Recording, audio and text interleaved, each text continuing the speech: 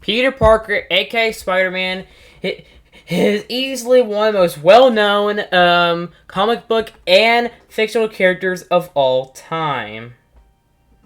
Out of all the superhero icons out there, he is probably the most popular one for Marvel Comics. In this day and age, Spider-Man is even more well known now with him being in 8 live-action movies of him with Tobey Maguire, Andrew Garfield, and Tom Holland. He also has had an animated movie with Spider-Man Into the Spider-Verse, which is getting 2 sequels within the next 2 years. I'm very excited because Spider-Man Into the Spider-Verse is like one of my favorite movies of all time. Definitely a top 3 movie for me. And in 2018, that same year that movie came out, not only was that movie released in December, but 3 months beforehand, also a new Spider-Man game for PlayStation 4, developed by Insomniac Games, the studio behind the original Spyro games, the Ratchet & Clank series, Sunset Overdrive, and the Resistance series. Marvel Spider-Man was announced in 2016 as an exclusive first-party game for PS4. The game released 2 years later on September 7th, 2018, and immediately was highly acclaimed. I really wanted to play it ever since it got announced, as I'm a big fan of Spider-Man and Marvel as a whole, although I didn't have a PS4 at the time of its release.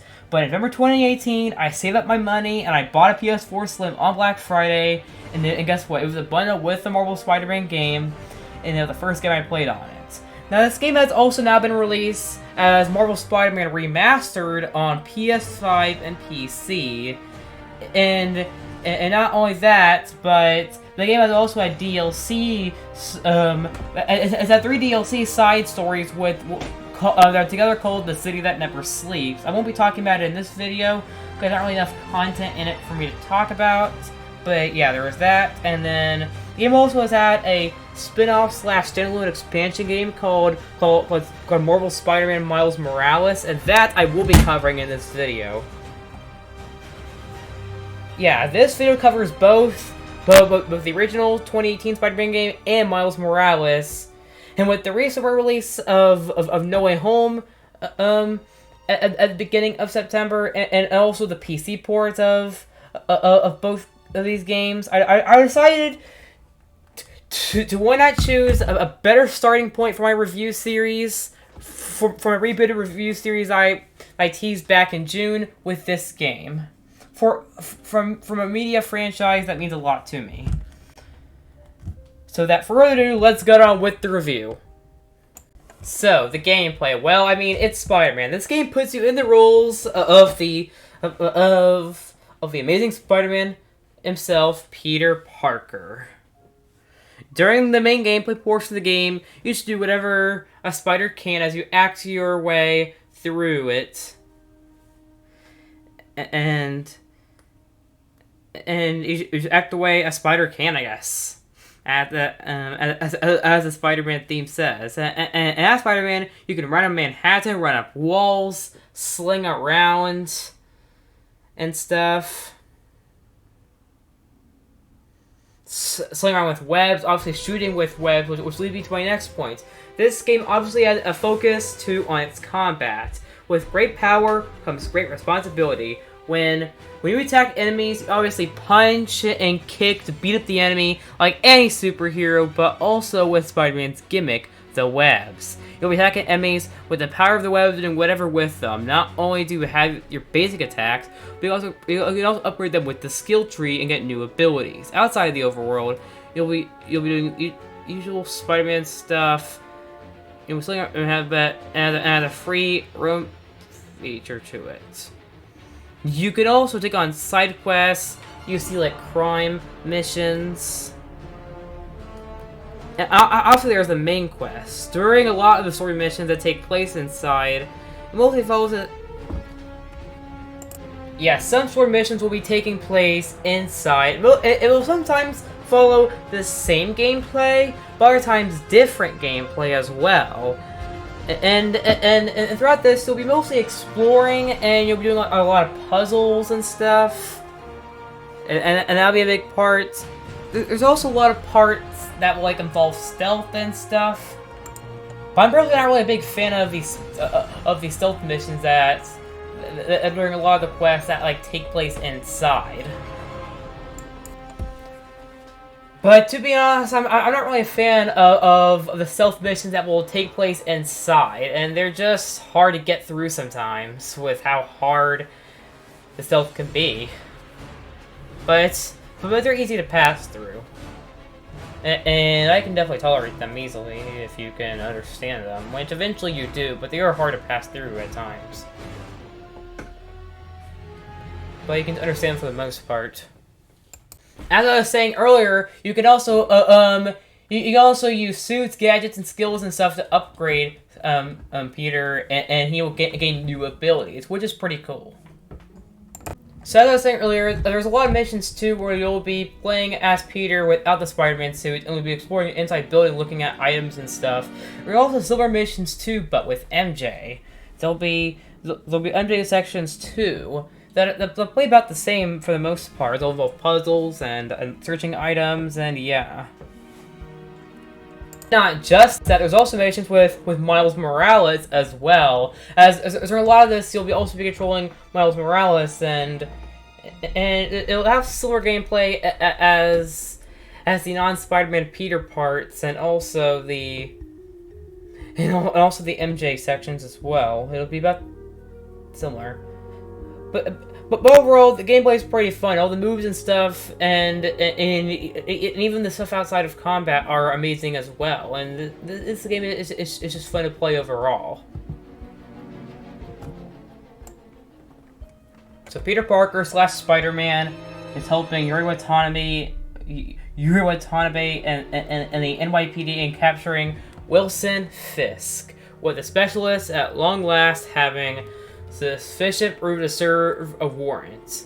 A while later, Peter explores a conceivable break-in at a sell-off house, putting away Fisk's craftsmanship collection, where he runs into his ex-girlfriend, Mary Jane Watson, as well as concealed shooter while looking for a record. MJ finds the record, which points of interest a mystery extent named Devil's Breath, but the shooters seize the record from her and elude. In spite of being repelled, Peter and MJ choose to work together to examine the robbery. Peter deals with Martin Lee around the roof of the covers, and Lee comments they are included with a bunch called the Inner Demons, and cautions Peter not to examine encourage.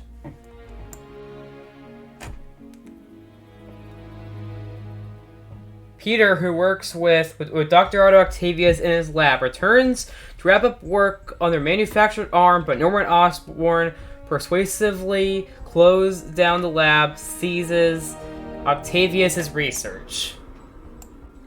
So in the meantime, the Inner Demons proceed to assault Fisk's properties and possessions. After a few triumphs against them, with the assistance of Officer Jefferson Davis, Peter goes to a rally for Osborn's re-election campaign with Davis, Mary Jane, Miles Morales, and Rio Morales in participation. In any case, Osborn gets a mysterious risk, promising to crush him in his city, causing him to take off the rally early. The Inner Demons at that point assault the rally with suicide aircraft, slaughtering numerous of the participants, counting Davis, who is Miles' father. Peter witnesses Lee taking the interchange of Mr. Negative, driving the assault on the rally. But be as it may, he is thumped out by the impact. With repercussions of the assault, Miles joins Fisk as a volunteer and meets Peter and rapidly gets to know him. At the same time, Osborn enlists hired fighter Silver Sable and her private military company Sable International to defeat the Inner Demons. Sable doesn't believe Peter and always makes things troublesome for him. Peter proceeds to seek after Mr. Negative and the Inner Demons, finding that Lee encompasses a resentment against Osborn and looks for to take the Devil's Breath, a bioweapon Osborn accidentally made, whereas looking for an all-inclusive remedy for it. Lee oversees to take the Devil's Breath and endeavors to send it in Grand Central Station, but is thwarted by the endeavors of both Peter and MJ. He is along these lines captured and sent to the Raft, a high-security jail. In the meantime, Octavius gets to be more fixated with getting exact retribution on Osborn and starts advanced on creating his counterfeit arms, turning them into expansive, tentacle-like builds and controlling them through an untested neutral implant. Peter quickly grows concerned that the implant might negatively affect Octavius' mental state, as anything could happen at this point. With his modern arms, Octavius assaults both Rikers Island and the Raft as Dr. Octopus, discharging all of the detainees inside and counting Mr. Negative, Electro, Vulture, Rhino, and Scorpion, with whom he shapes the Sinister Six. He too takes the Devil's Breath from police guardianship and discharges it in Times Square, tainting hundreds of thousands of New Yorkers, counting Peter's Aunt May. With the combination of the flare-up and the mass load of criminals, New York rapidly falls into chaos, and Osborn announces military law. Peter goes to secure his gotten away adversaries, rapidly adjusting up Electro, Vulture, Rhino, and Scorpion, whereas MJ looks for the Devil's Breath remedy Oscorp is apparently working on.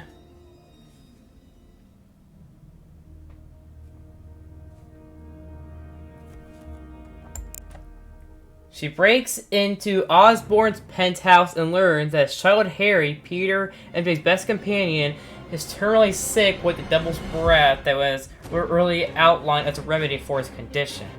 After finding his mystery lab, MJ learns that Martin Lee was one of the test subjects for the Devil's Breath, which allowed him his powers. This, in any case, finished in catastrophe as Lee had inadvertently slaughtered his guardian, starting his resentment against Osborn. MJ, before long, learns the area of the remedy, educates Peter. After persuading Sable that he's reliable, Peter heads to the lab and massacres Lee. But Octavius arrives and takes both Osborn and the remedy, leaving Peter very injured.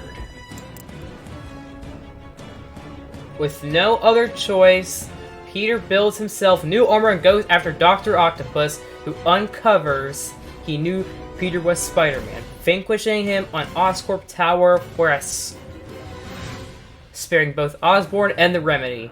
The cure amount received, be that as it may, is as well it'll spare everybody contaminated, and Peter is confronted with the choice of either utilizing the restricted sum to spare May, who is on the verge of passing, or permitting the specialist to honor it and mass deliver remedy to spare everybody else. Peter eventually chooses the last mentioned, and before May dies, Peter says a goodbye to her with a wholesome, sorrowful goodbye with May, who uncovers she, as of now, knows he is Spider-Man sometime recently passing absent. Silver Sable clears out New York to reconsider her life choices, taking after her experience with Peter. In the meantime, Miles is nibbled by an insect that got in away Osborn's individual lab. A memorial service is held for May, who is buried, and another to Uncle Ben. 3 months afterward, New York has, to a great extent, returned to normal, and Peter and MJ have revived their relationship. So overall, I think the story is pretty great, and it portrays the Spider-Man lore perfectly. To be honest, I think this game's plot portrays the Spider-Man lore better than the movies and the comics. Well, besides Spider-Verse, but that's about Miles, so different story, but we're going to talk about Miles next. But I still think that Spider-Verse is the best piece of Spider-Man media. But we'll have to make a separate video on that movie at some point. But anyway, this game has just a perfect story, and it's told so perfectly that I can go on and on about it. The way Spider-Man's character is portrayed and how this movie puts its infinite. How this movie. I meant how this game puts an emphasis on his character. It was just amazing. I love that it also establishes the Peter Parker side of him too. Whenever he's not in battle and everything. And Yuri Lowenthal, who also voices Yosuke in Persona 4 Golden, is perfectly fitting for his voice actor. And voice acting in this game is actually amazing. And they couldn't have chose someone better than Yosuke in P4G to voice Spider-Man. So yeah, this game just overall is just perfect. Easily a game I can recommend to anyone, really, and it is just a perfect game. So yeah. I think the game is truly amazing. It makes you feel like Spider-Man. The gameplay and story both are just perfect. 10 out of 10 is just a perfect game, will always be. This game also spawned a standalone expansion spin-off with Miles Morales, as well as a sequel, Marvel Spider-Man 2, coming in 2023. Anyway, that's it for this part of the review on Miles Morales, although it won't be as big as this part because it's a shorter experience. So, Marvel Spider-Man for PlayStation 4, which is also now on PlayStation 5 and PC, was a big hit. It was not only very critically acclaimed, but also sold so crazy for obvious reasons, because it's based on a multi-billion-dollar media franchise. So, of course, it's going to do well. And then in June 2020, a spin-off and standalone expansion game was announced, focusing on Miles Morales, who was one of the main characters in the original game. It was announced to be a smaller game than the original, and we basically, what Uncharted The Lost Legacy is to Uncharted 4 Thief's End, and what Infamous First Light is to Infamous Second Son. When it was announced, I was really hyped, because I loved the original game so much, and was waiting for some kind of continuation.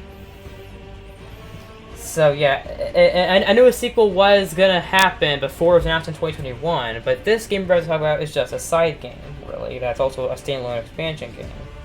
A game that expands the lore of a game that I really loved a lot, and it's definitely a top 20 of all-time game for me. I was all in. The game finally released on November 12th, 2020 for PS4 and PS5, with a PC version coming later this year, actually.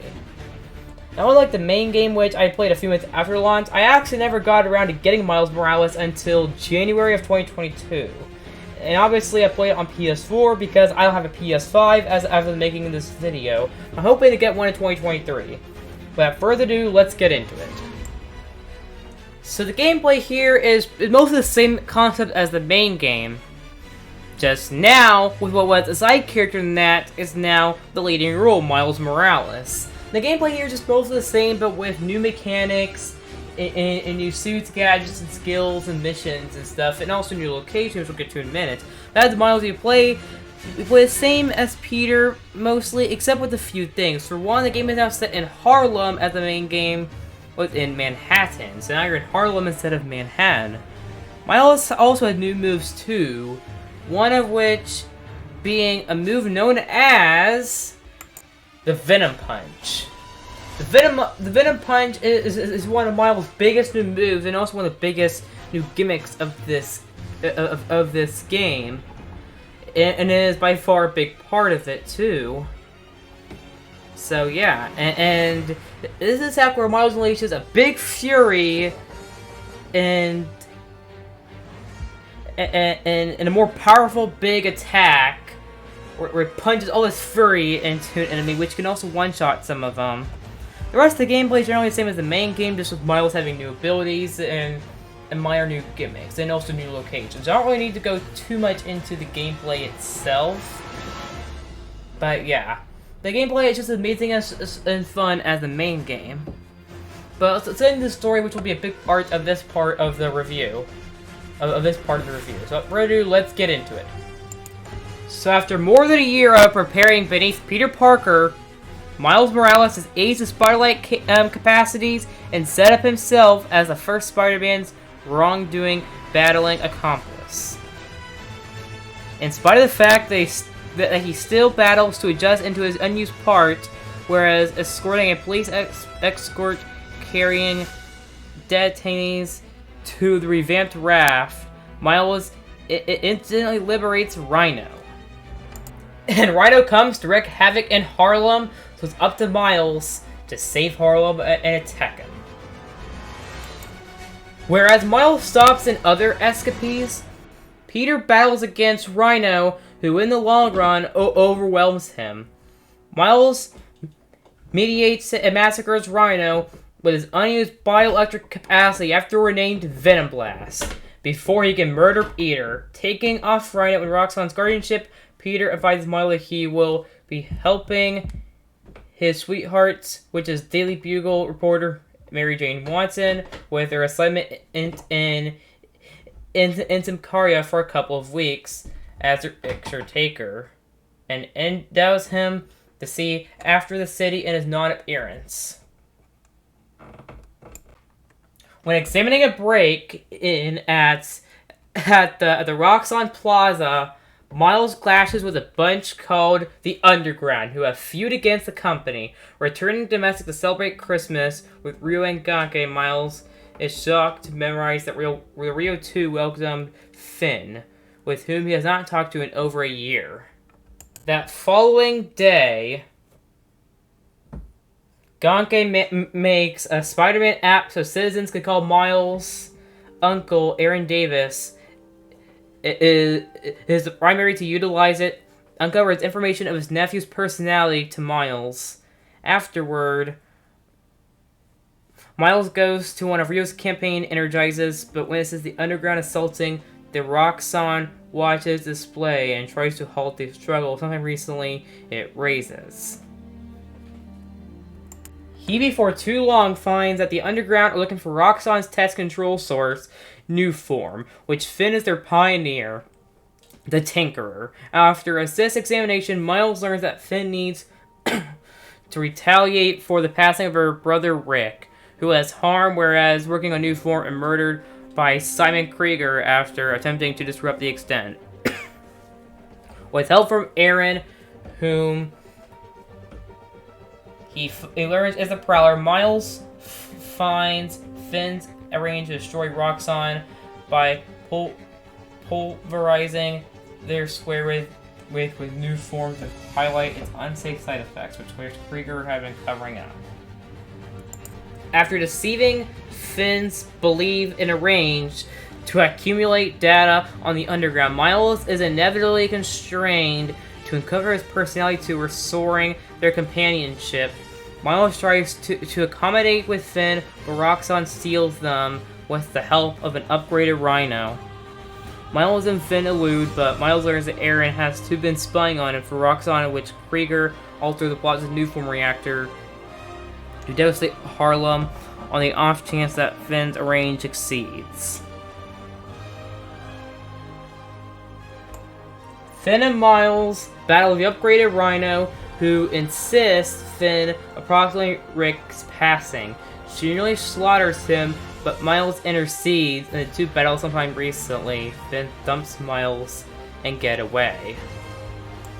Gunk brings a harmed Miles domestic, where Ryo finds her son's personality and proceeds to back him. Once recouped, Miles tries to halt Finn.